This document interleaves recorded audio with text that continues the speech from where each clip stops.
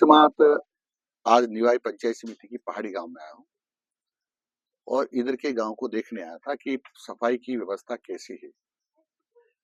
तो सारा गांव जो जितने भी देखे मैंने, विशेष पहाड़ी गांव, ये देख करके मैं अतप्रद हो गया कि 10 लाख रुपए साल के सफाई देने के बावजूद भी ये गांव नरक बने हुए हैं। और यही हाल यदि गर्मी तक रहा तो हैजे के मारे, बीमारियों के मारे कई लोग मर सकते हैं। ये गलत बात है कि साहब पीएचडी ने गड्ढे खोद दिए या रोड नहीं बनाया इसलिए कीचड़ हो गया, ये सरासर झूठ है। उससे रोड खराब हो रहा है, ये सच बात है। खड्डे भी ये सच बात है। पीएचडी की गलती भी ये भी सच बात है। लेकिन हम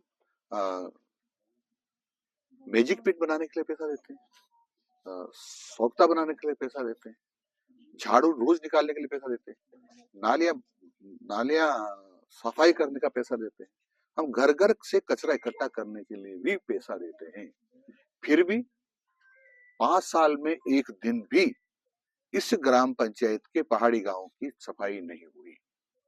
इसमें कहीं न कहीं गोलमाल है। यानी हमारे जनप्रतिनिधि कहूं या अधिकारी कर्मचारी कहूं, या तो वो पैसे को खा रहे हैं या उन्होंने पैसा खर्च नहीं किया।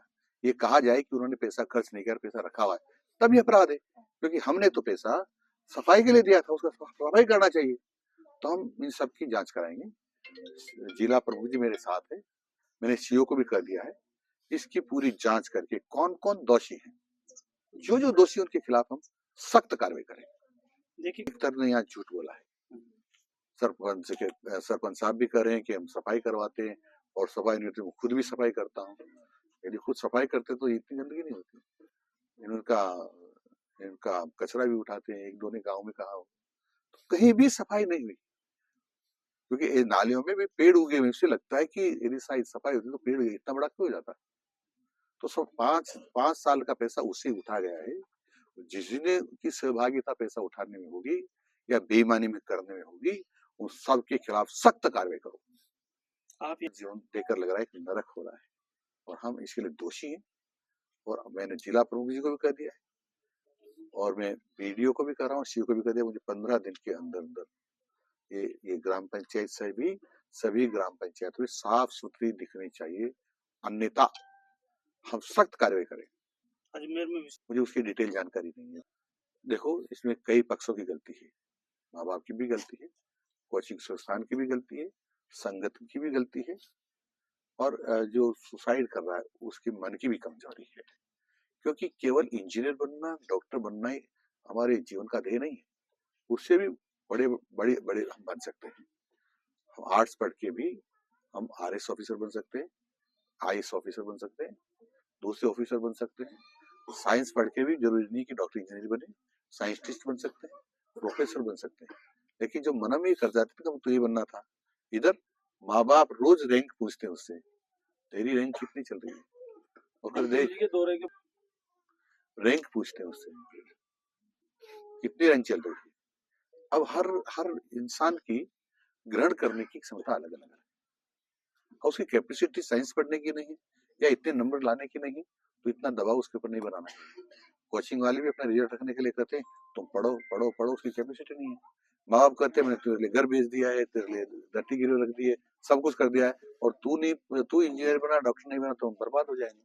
और सोचता मैं क्या करूं, माँ बाप करे घर बेच रहे हैं, ये कर रहे हैं, मेरी कैपेसिटी नहीं है, पूरी ताकत लगा रहा हूँ। तो ऐसे फिर स्थिति में उसको यही रास्ता दिखाई देता है जो गलत है, नहीं करना चाहिए। नहीं तो रिएक्शन होगा, नहीं तो वो उसका परिणाम भुगतेंगे। सर, हमारे कानून नियम बने, उसकी कानून नियम की पालना, निर्देशों की पालना सरकार के अधिकारियों को करनी पड़ेगी। हम कभी कभी दौरा करते हैं, मंत्री का काम हर गांव में दौरा करने का है भी नहीं, परंतु कभी कभी देखकर हम अधिकारियों को कहते हैं, जो अच्छा काम दिखाई देता है तो उनकी प्रशंसा भी करते हैं, पीठ भी थपथपाते हैं, और गलत दिखता है तो उसको ठीक करने की बात भी करते हैं। अधिकारियों से करिए है, महीने में 4 दिन हर अधिकारी को रात्रि विश्राम गांव में करना पड़ेगा, गांव में देखना पड़ेगा, उनसे पूछताछ करनी पड़ेगी। जो गांव में घूमेंगे, गांव में देखेंगे, तो स्वतः ही उनको लगेगा कि समस्या का समाधान करना चाहिए। साहब को मैंने कहा जांच कराएं, जांच में दोषी पाया जाता है उसको दंडित करें, रिपोर्ट हमारे पास भेजें, हम दंडित करें। सर रीट परीक्षा कहीं न कहीं सरकार के लिए काफ़ी बड़ी चुनौती है। 50 लाख से अधिक जो विद्यार्थी वो इसमें शामिल होंगे। लेकिन फिर भी सरकार द्वारा प्राइवेट आपकी स्कूलों में गलत बात है। 14,30,000 बच्चे उसमें फॉर्म भरे और वो परीक्षा में देंगे। लेकिन प्राइवेट स्कूलों में सेंटर देना कहीं न कहीं वापस पहले की तरह रिपीट होना है। ऐसा नहीं होता, बिल्डिंग चोरी नहीं करती। हमने वहाँ के अधिकारी कर्मचारी नहीं रखे, दूसरे कर्मचारी भेजे हैं। बिल्डिंग चोरी थोड़ी करती है, चोरी तो इंसान करता है, इंसान बदल दिया।